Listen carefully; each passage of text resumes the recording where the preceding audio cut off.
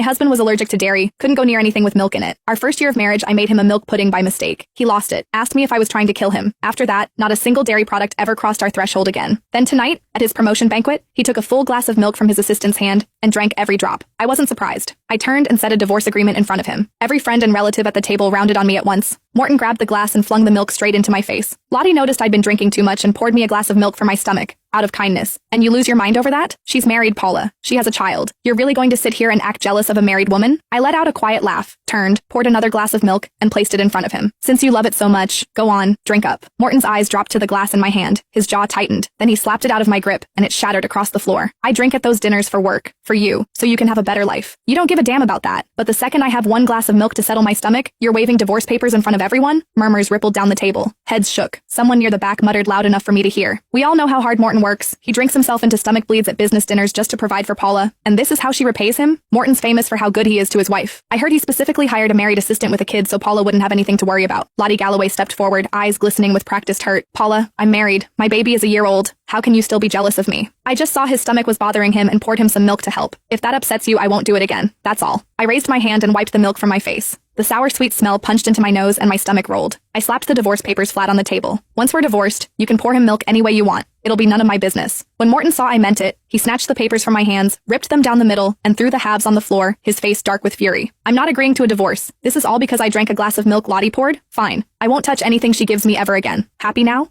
Today is my promotion banquet. Do you have to keep going until you've wrecked it for everyone? Vivian Henson walked over and gave my shoulder a little pat, the way you'd comfort a child throwing a tantrum.